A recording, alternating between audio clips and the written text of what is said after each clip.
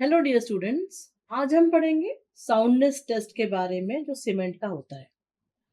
अब साउंडनेस के मतलब क्या होता है कि आप देखें कि जब हम सीमेंट को सेटिंग के लिए रख देते हैं तो उसमें कई बार वॉल्यूम चेंज होता है। अगर ये अप्रिशिएबल वॉल्यूम चेंज है, ज्यादा है, तो ये हमारे लिए एक चिंता का विषय बन जाता है। क्यों? क्योंकि इस केस में अगर ज्यादा एक्सपेंशन हो रहा है सेटिंग के लिए, तो वो जो सेटिंग का प्रोसेस है उसको भी डिस्टर्ब करेंगे। जो जो हार्ड मास बना है उसमें भी क्रैक्स आ जाएंगे। तो हम चाहते हैं कि वॉल्यूम एक्सपेंशन जो सीमेंट में ड्यूरिंग सेटिंग हो रहा है वो थोड़ा कंट्रोल में रहे। तो अगर मान लीजिए ऐसा नहीं हुआ तो क्या होगा कि जो स्ट्रक्चर है उसमें ऑलरेडी क्रैक्स पड़ जाएंगे, उसकी ड्यूरेबिलिटी जो है वो क्वेश्चनेबल हो जाएगी। तो हम टेस्ट करके ये इंश्योर करते हैं कि इस टेस्ट में जो एक्सपेंशन है सीमेंट का वो लिमिटेड, जो उसकी स्पेसिफाइड लिमिट है उसके अंदर रहे, उससे ज्यादा ना रहे। तो अब ये देखें कि ये जो जो अनसाउंडनेस ऑफ सीमेंट हो रही है, मतलब एक्सपेंशन जो सीमेंट में हो रहा है वो क्यों हो रहा है। अनसाउंड सीमेंट सीमेंट वो होती है जो हाईली एक्सपैंडेबल होती है आफ्टर सेटिंग। तो ये क्यों हो रहा है? तो इसके बेसिकली हम देखेंगे कि यहाँ पर कई बार क्या होता है कि एक्सेस लाइन जब प्रेजेंट होता है तो वो क्लिन में रिएक्ट करता है एसिडिक ऑक्साइड के साथ में, और बाद में प्रेजेंट रह जाता है इन द सीमेंट। देन अगर उसकी फाइन ग्राइंडिंग भी ना हो अगर सीमेंट की, तो भी ये यहाँ वहां पर प्रेजेंट रह जाता है और अनरिएक्टेड फॉर्म में रहता है। तो फ्री लाइम आपके सीमेंट में ऑलरेडी आ गया। इसके अलावा अगर उसमें मैग्नीशियम कंपोनेंट कंटेंट भी आ जाता है तो वो भी अनसाउंडनेस कॉज करता है। अगर उसमें कैल्शियम सल्फेट आ जाए तो वो भी अनसाउंडनेस कॉज करता है। तो देखिए यहाँ अपने तीन देख लिए, तीन चीजें हैं जो अनसाउंडनेस क्रिएट कर रही है। पहला जो है वो है अपना फ्री लाइम, दूसरा है मैग्नीशियम, तीसरा है कोई भी सल्फेट वहां प्रेजेंट हो, तो ये जो है अनसाउंडेड सीमेंट में प्रेजेंट रहेगा।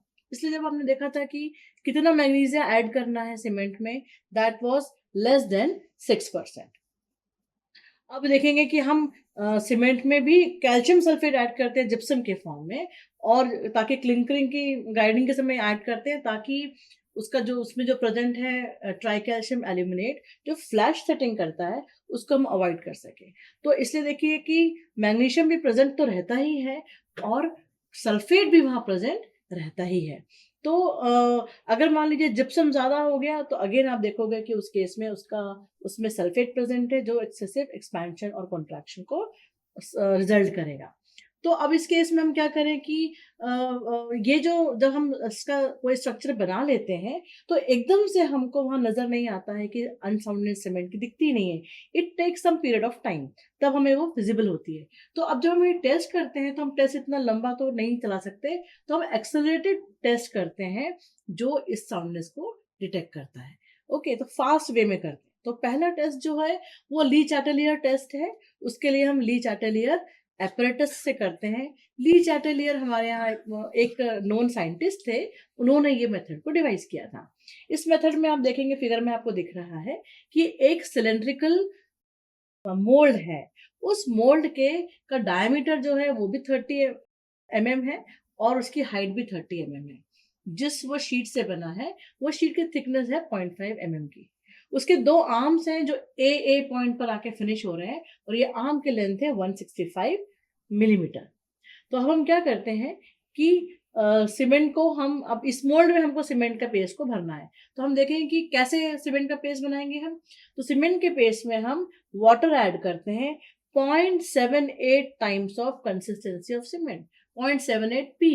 इतना अमाउंट ऑफ वाटर निकालते हैं, मोल्ड उसका उसका उसको पेस्ट बनाते हैं और पेस्ट बना के मोल्ड के अंदर हम डाल देते हैं। पर ये ध्यान रखते हैं कि मोल्ड को हम एक ग्लास प्लेट पर रखें। ग्लास की प्लेट जो है नॉन पोरस और नॉन अब्जॉर्बिंग होती है, उसके अंदर हम उसको टॉप तक फिल कर देंगे।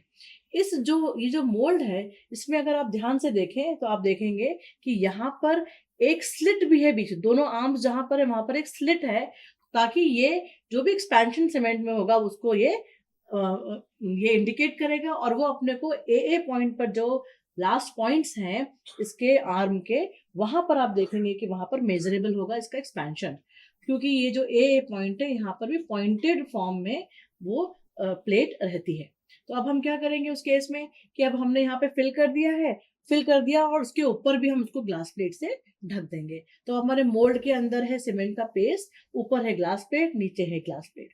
इसको हम एक पानी में डाल देंगे और इसको रखेंगे वहां पर रूम टेम्परेचर पर, दैट इज 27 डिग्री से लेके 32 डिग्री सेल्सियस तक उसको रखेंगे 24 आवर्स के लिए। और फिर हम उसको, अगर मान लीजिए ज्यादा हीटेड कंडीशन है या ज्यादा कोल्ड कंडीशन है, तो हम वाटर बाथ यूज कर सकते हैं जिसमें हम ये टेम्परेचर को मेंटेन कर सकते हैं।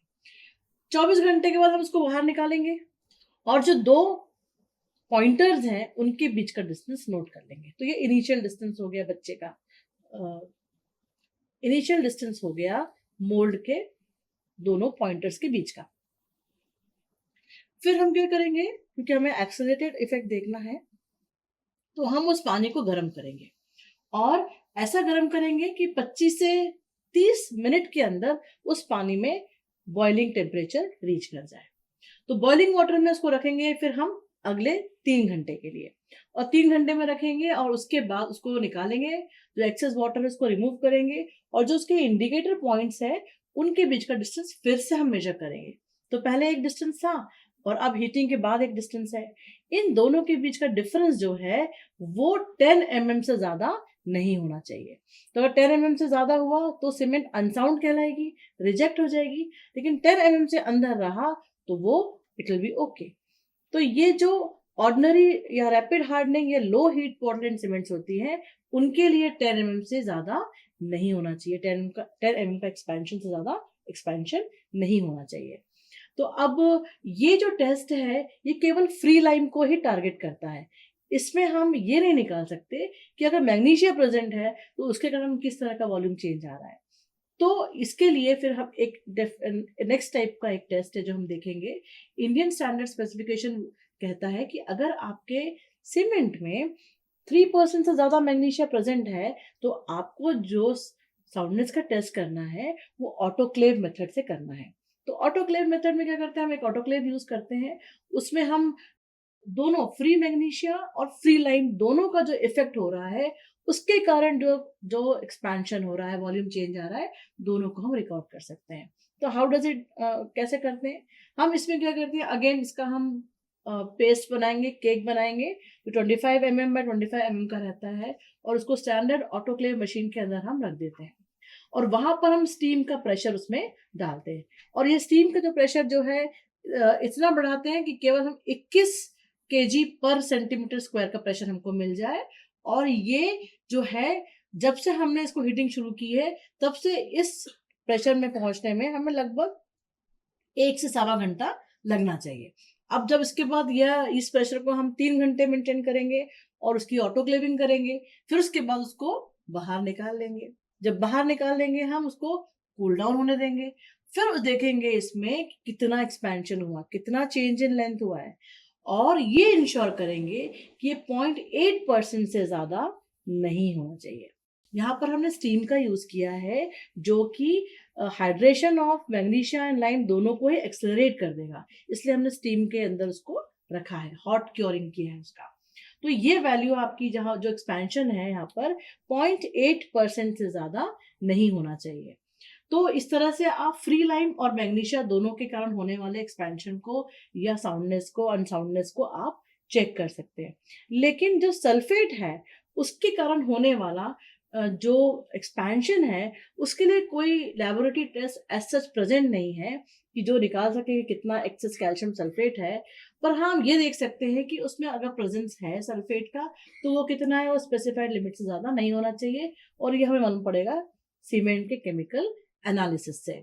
तो अगर हम देखें कि किसी सीमेंट के अगर फिजिकल कैरेक्टरिस्टिक्स देखें हम, तो वो बताता है आपको कि कितना, जब भी हम सीमेंट को कोई मैन्युफैक्चरर बना के बाहर मार्केट में देता है तो वो अपने सीमेंट के साथ में एक सर्टिफिकेट देता है जो उसकी फिजिकल प्रॉपर्टीज को दिखाता है कि इसमें कितना स्पेसिफिक सरफेस होगा। जैसे अभी स्क्रीन पे जो आपको दिख रहा है वो 53 ग्रेड का बिरले सीमेंट के बारे में इंफॉर्मेशन है जो कह रहा है कि उसमें कितना फाइननेस होगा, स्पेसिफिक सरफेस कितना होगा, उसमें साउंडनेस एक्सपेंशन कितना होगा, उसके इसमें लीच एटलियर मोल्ड में कितना होगा, ऑटोक्लेव में कितना होगा, सेटिंग टाइम क्या है, फाइनल सेटिंग टाइम क्या है जो क्लेम्ड है और जो कंपनी क्लेम करती है। तो अगर आप टेस्ट करें तो ये जो राइट हैंड साइड पे जो वैल्यूज हैं उससे एक्सीड उससे लोअर वैल्यूज एक्सेप्टेबल नहीं होती है, उतनी वैल्यूज रहनी चाहिए। इवन स्ट्रेंथ का भी उसमें आपको दिया हुआ है और कंसिस्टेंसी भी उसमें आपको दिया रहेगा। तो इस तरह का सर्टिफिकेट आप जब फिजिकल टेस्ट करते हैं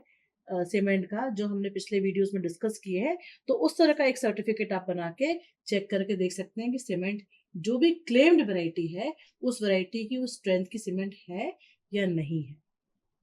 थैंक यू।